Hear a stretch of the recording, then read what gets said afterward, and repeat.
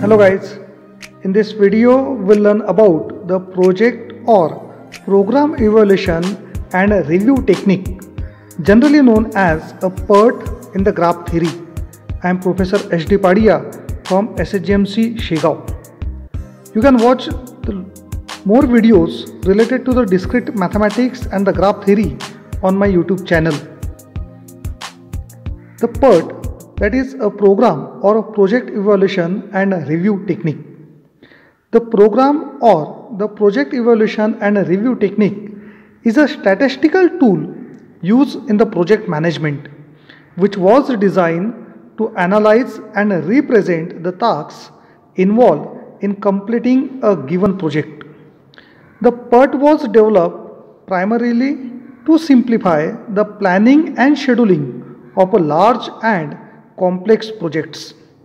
It was developed for the US Navy Special Projects Office in the 1957 to support the US Navy's Polaris nuclear submarine project.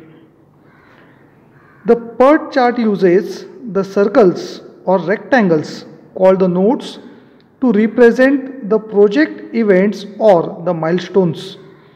These nodes are linked by the vectors or lines that represent the various tasks.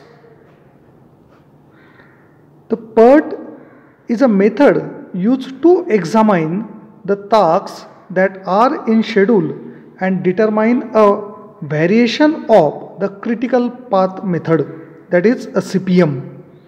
The PERT analyzes the time required to complete each task and its associated dependencies to determine the minimum time to complete a project. If we have any one task, then these three tasks have the three times: the maximum time, minimum time, and the mean of these two, that is the expected time. It estimates the shortest possible time each activity will take, the most likely length of a time, and the longest time that might be taken if the activity takes the longer than the expected. A PERT chart helps a project manager to analyze a project's tasks and estimate the amount of time required to complete each task in the project, so that the manager can develop a project budget and determine the resources needed to accomplish the project. To conduct the PERT analysis, the following three time estimates are obtained for every activity along the critical path. The first time is called the optimistic time, defined as a TO. The optimistic time is the minimum possible time required to accomplish a task, assuming everything proceeds better than is normally expected. The second time is the pessimistic time, defined as the TP.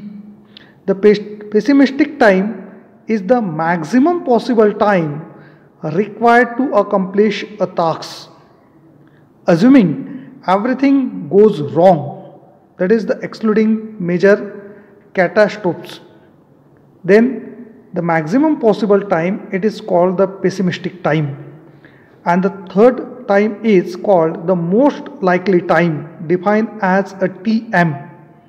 The most likely time is the best estimate of the time required to accomplish a task, assuming everything proceeds as normal. That means any tasks have the three timing values. The first, that is a minimum time if everything is going better. The second is a maximum time if everything is going wrong. And the third is most likely time if everything is normal. Then by using these three times, we can estimate the expected time by using the formula, that is TE, it is equals to the TP, that is pessimistic time, plus the 4 times of the Tm, that is the most likely time, plus To, that is the optimistic time, divided by 6. By using this formula, we can calculate the expected time.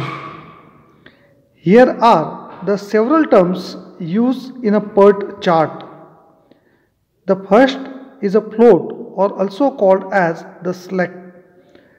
It refers to the amount of time a task can be delayed without resulting in an overall delay in completion of the other tasks or the project. The second is called the critical path.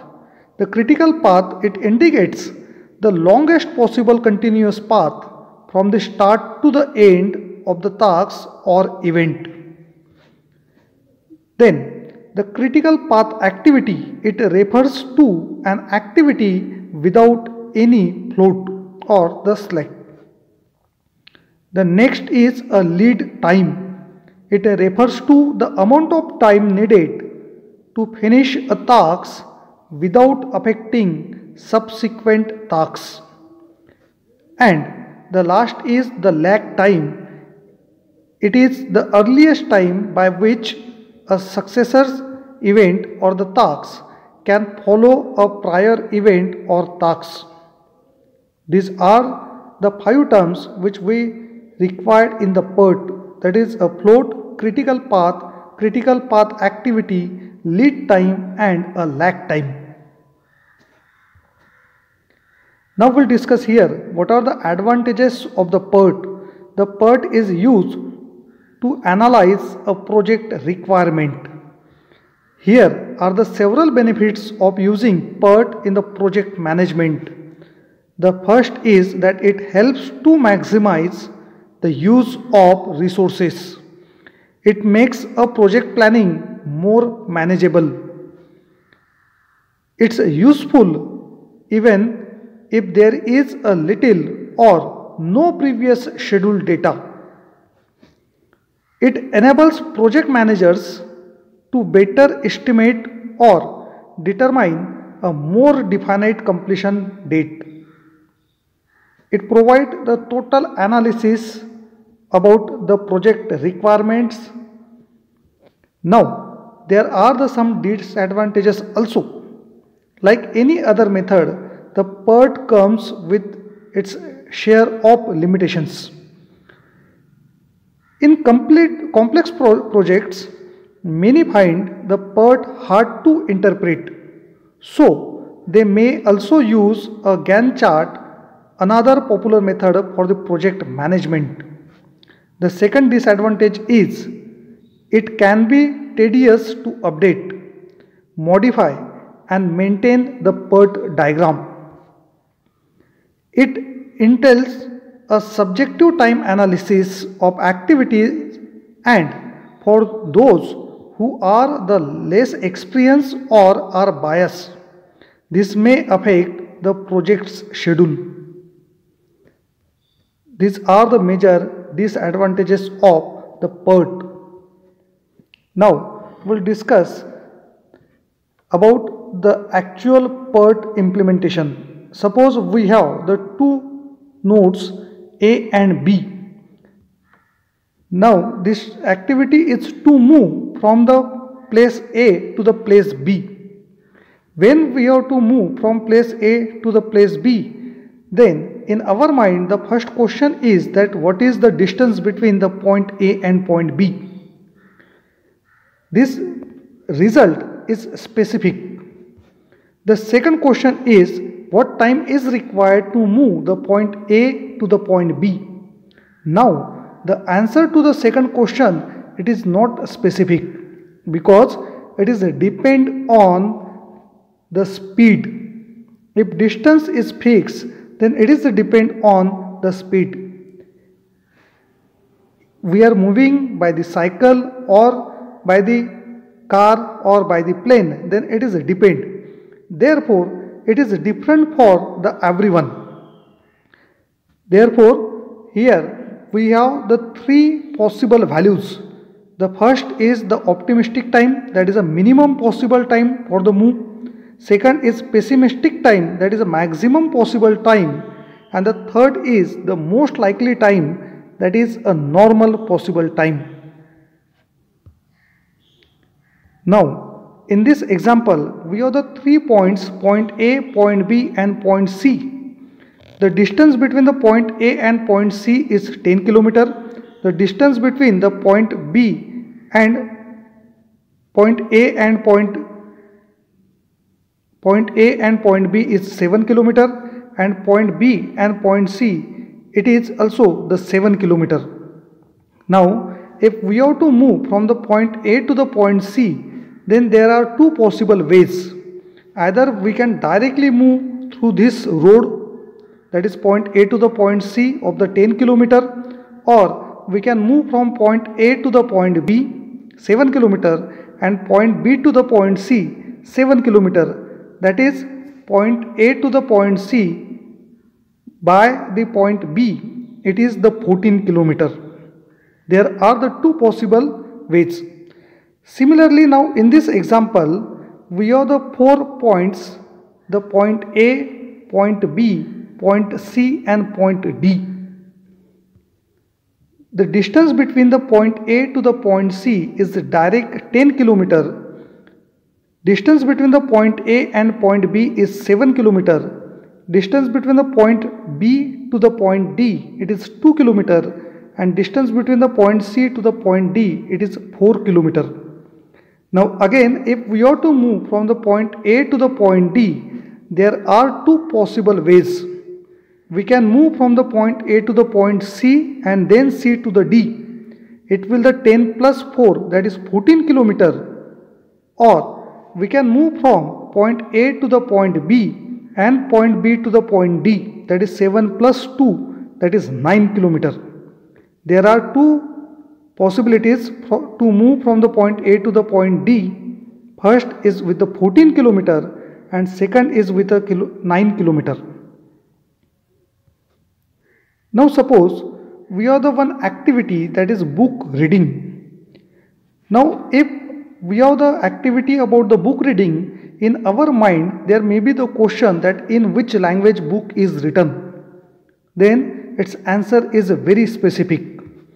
The second question may be that how many chapters are in book. Its answer is also the specific. How many pages are in a book, then it is also specific. The fixed result is for these three questions.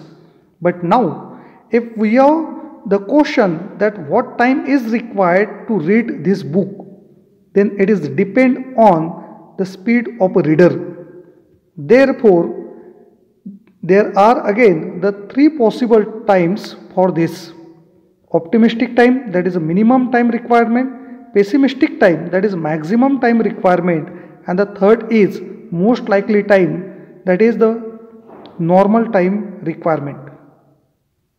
Now, suppose this book, it have the 5 chapters, then the chapter 1 required the 5 minutes, chapter 2 required the 15 minutes, chapter 3 required 20 minutes, chapter 4 required the 5 minutes, and chapter 5 required the 25 minutes. That means to read this book we required the 70 minutes. Similarly, if we have the any project, then to complete the sub-tasks of this project, its addition, it is the time required to complete the project. Therefore, the project time requirement, it is depend on the time requirement to complete its sub-tasks. Now, we'll move towards the problem statement that consider the following table summarizing the detail of a project. In this table, the A to the J, the activities are given. Then the predecessors are given to the activity and the 3 times are given for the every activity. The time, it is the duration in a weeks. The first is TO, that is optimistic time, TM, that is most likely time, and the third is TP, that is a pessimistic time. Then by using this given table, we have to perform the three tasks. The first, we have to construct the project network. Second is find the expected duration and variance of each activity. And the third task is to find the critical path and expected project completion time. Now, we'll move towards the first task, that is construct the project network. Here, we'll consider only the first two columns. The first is for the activity and second is for the predecessor. We have the activities from A to the J. First, we'll consider the first node. Now, the first node, and it is connected to the second node, the node 1 to the node 2, that's we consider the activity A. Because activity A, it does not have any predecessor, it is a first activity itself.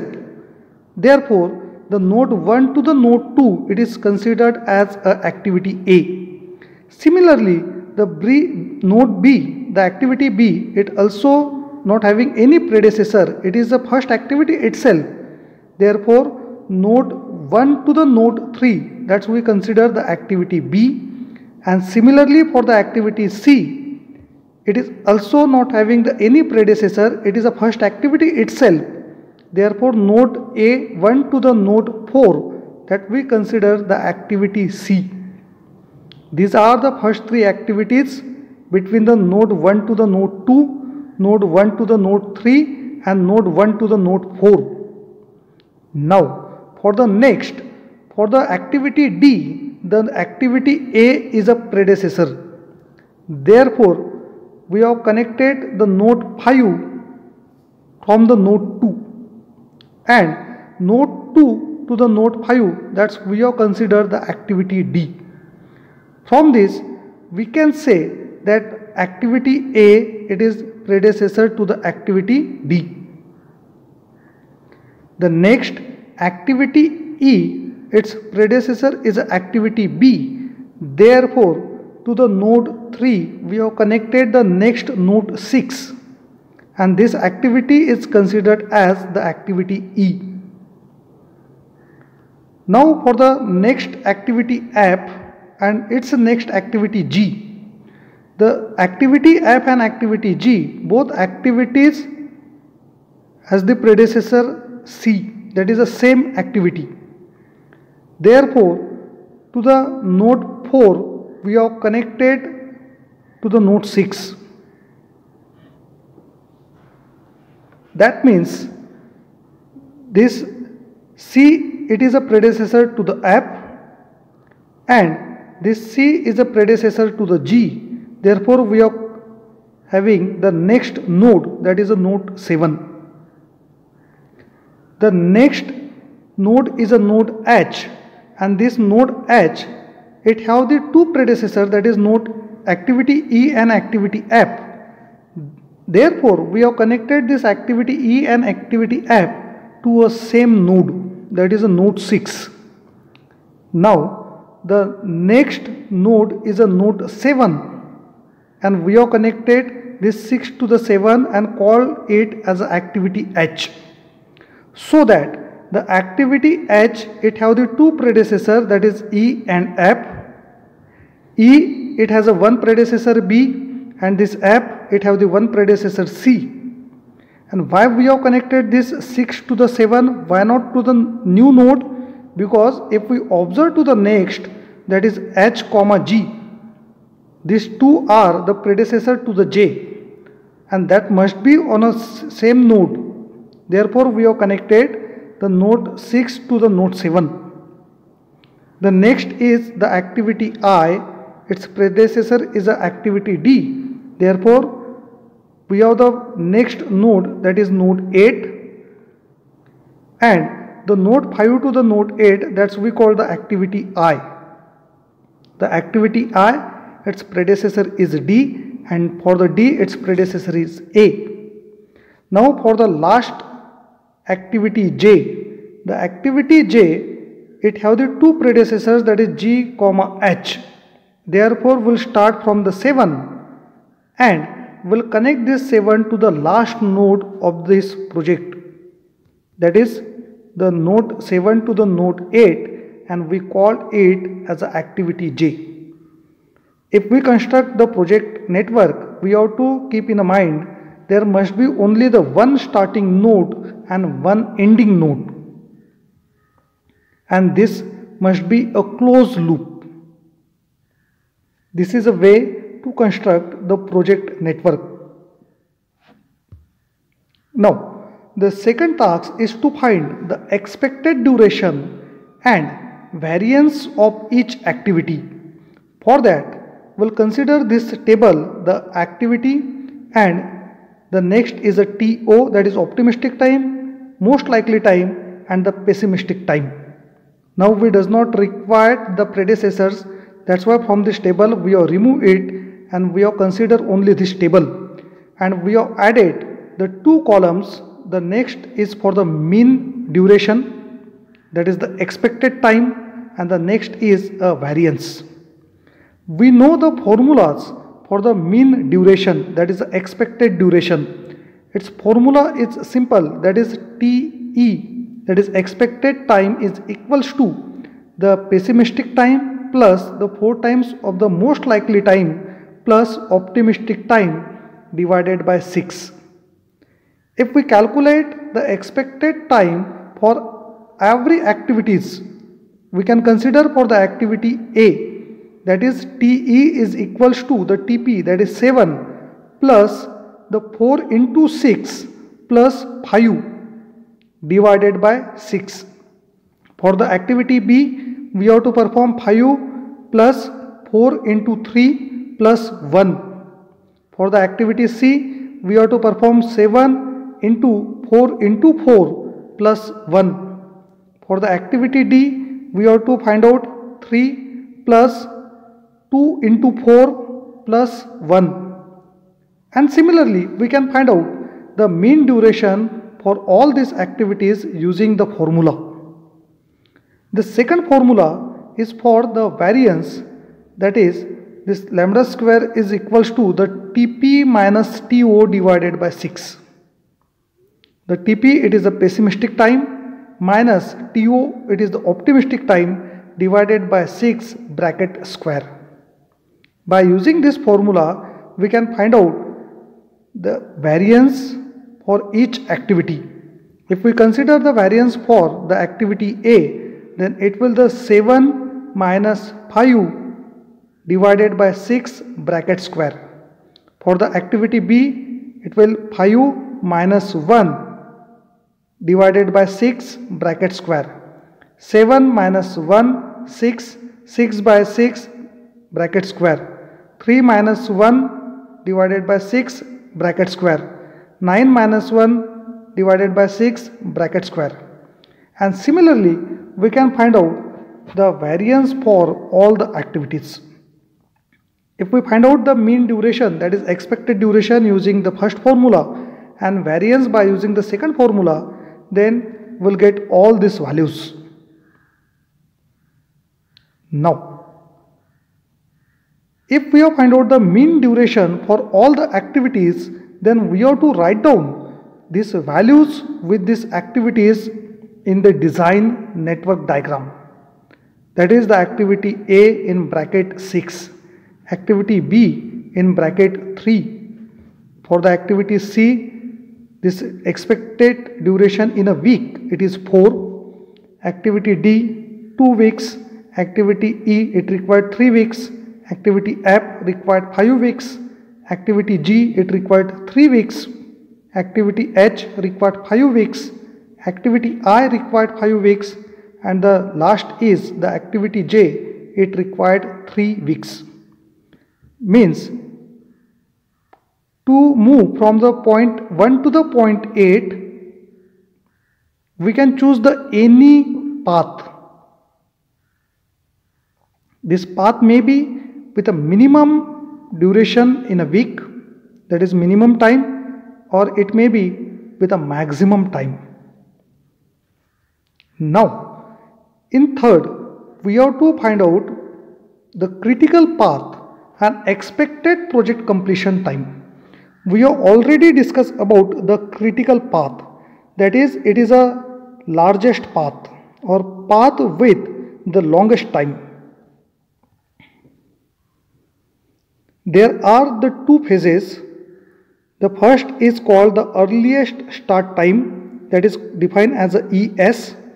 It is called the forward pass, and the second is the latest completion time, that is the LC. It is obtained from the backward pass. The formula to calculate the earliest start time, that is ES, is the earliest start time of the first node. We have to consider as a 0. That is the first thing. And after that, we can calculate the earliest time for the node J. It is equals to the max, that is a maximum value. If there are the more than one value, we get the max of the ES of I, that is earliest time of the previous node I, plus the duration between the node I to the node J. If we have any two nodes, node I and node J, then node I is the first node and node J is the second node. Then the earliest start time of the node J, that is second node, it is the max of the earliest start time of the previous node, that is first node I, plus the duration between the first node and the second node. Similarly, we can calculate the latest completion time. The latest completion time of the last node, we have to consider as the value of the earliest start time. And the formula for this latest completion time of the node J is the mean of the LC of J minus the duration between these two nodes. We will see the actual finding of the expected start time and the latest completion time. We have this network diagram from node 1 to the node 8. Now here we use this 2 square to write down these values. At the bottom, we have to write down the expected start time, that is the forward pass node 1 to the node 8, and in the upper we have to write down the latest completion time, that is backward pass from node 8 to the node 1. We have seen in the ES, we have to consider the value of the first node, that is node 1, as a 0. We have written this earliest start time for the node 1, it is 0. Now the next is we have to find out the earliest start time for the node 2. Then it is the earliest start time of the previous node, that is 0, plus duration, that is 6. 0 plus 6, it is 6. Earliest start time for the node 3. It is the earliest start time of the previous node 1, that is 0 plus 3. Therefore, it is equals to 3. For the node 4, it is the 0 plus this is the duration of the activity C, that is 4. 0 plus 4 is equals to 4. For the node 5, it is the 6 plus duration 2, that is equals to 8. For the node 6, it is the 3 plus duration 3, that is equals to 6. But there are the two possibilities. We can consider this 4 as a previous node or 3 as a previous node. If we consider 3 as a previous node, then it is the 3 plus duration 3, 6. But if we consider node 4 as a previous node, then its earliest start time is 4 and duration for the activity F is 5, that is 4 plus 5, 9. There are two values, one is 6 and second is 9. And for the earliest start time, we consider the max value. Therefore, earliest start time of the node 6 is 9. Similarly, for the node 7, If we consider 6 as a previous node, then it will the 9 plus 5, that is equals to 14, and there is a previous node 4 also. If we consider 4 as a previous node, then 4 plus duration 3 for the activity G, it will 7. We consider the max value, therefore earliest start time for the node 7 is 14. Similarly, for the node 8 also, it have the two predecessors, that is the node 5. If we consider 5, then it will the earliest start time 8 plus duration 5, that is equals to 13. And if we consider 7, then its earliest start time is equals to 14 and duration is 3. 14 plus 3 is 17. Two values are there, 13 and 17. We consider the maximum. Therefore, for the node 8, earliest start time is 17. These are all the values for the earliest start time for the forward pass. Now, we have to calculate the latest completion time from the backward pass. The formula is LC of I is equals to mean value of the LC of J minus duration between the node I and node J. Earliest start time we consider the maximum value, and for the latest completion time we consider the minimum value.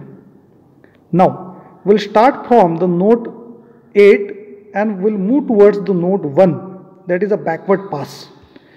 In latest completion time, for the last node, the latest completion time is considered as the same as its earliest start time. Therefore, the latest completion time for the node 8 is 17. Now, we'll find out the latest completion time for all the remaining nodes. For the node 7, the latest completion time for the node 8, it is 17 and duration is 3, that is 17 minus 3, then it is equals to 14. Next is for the node 6. The node 6, it is connected to the node 7, whose latest completion time is 14, and 14 minus duration 5 is equals to 9. Next is for the node 5. The 5, it is connected to the node 8, whose latest completion time is 17, and 17 minus 5, that is the duration, it is equals to 12. For the next node 4, it is connected to now the two nodes, that is node 6 and node 7. If we consider the node 6, then its latest completion time is 9. 9 minus 5, it will equals to 4. And from the node 7, its latest completion time is 14. 14 minus 3, it will equals to 11. Means two options are there, the two values are there, one is 4 and one is 11. For the latest completion time, we consider the minimum. Therefore, the LC of the node 4 is equals to 4.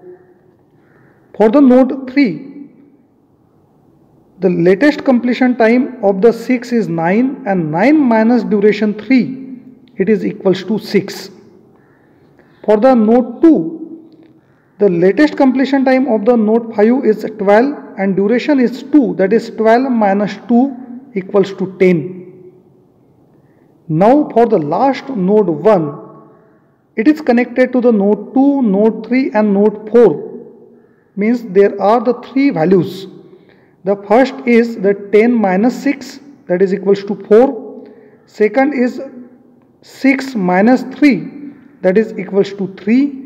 And the third is the 4 minus 4, that is equals to 0. Means three values are there. The first is 4. Second is 3 and third is 0, and we consider the minimum. Therefore, the latest completion time of the first node 0 is equals to first node 1, it is equals to 0. We can observe in all these 8 nodes, for the some nodes, earliest start time and the latest completion time values are same. That is a 0 0 for the node 1.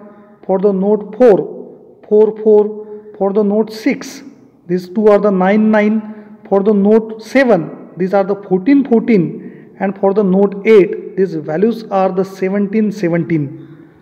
But for the some nodes, these values are different. Like for the node 3, these values are 6 and 3. For the node 2, these values are 10 and 6. For the node 5, these values are 12 and 8. The critical path is the largest path in the network. And how to find out this path? Then we have to consider the nodes which are having the same earliest start time and the latest completion time. There are some conditions. The first is the earliest start time of the any node I that must be equals to the latest completion time of this node I. The second is the earliest start time of the node J, that is the second node, that must be equals to its latest completion time. Means for any path we have the two nodes. Then for both the nodes, the earliest start time it must be equals to its latest completion time. And the third condition is the earliest start time of the node J minus earliest start time of the node I, that must be equals to the latest completion time of the node J minus latest completion time of the node I, and that must be equals to the duration between these two nodes. Now here we have the node 1 and node 4. For these two nodes, node 1 it have the same expected this earliest start time and the latest completion time. The node 4 have the same earliest start time and latest completion time. If we perform the 4 minus 0, then it will the value of the duration. For the node 4 to the node 6, again the node 4 and node 6, for both the nodes, the values of the earliest start time is equals to its latest completion time. And if we perform the 9 minus 4, then it is equals to the duration value, that is 5. For the path from node 6 to the node 7, again the earliest start time and the latest completion time, these values are same. And for node 7 to the node 8, again for this path we have the same values. Therefore the critical path, it is from node 1 to the node 4, node 4 to the node 6, node 6 to the node 7, and node 7 to the node 8. The expected project completion time, then it will, the 1 to the node 4, its time is 4 weeks. From node 4 to the node 6, it is 5 weeks. Node 6 to the node 7, it is 5 weeks. And node 7 to the node 8, it is 3 weeks. That is the 4 plus 5 plus 5 plus 3 is equals to the 17 weeks. In this way, we can calculate the critical path and the expected project completion time.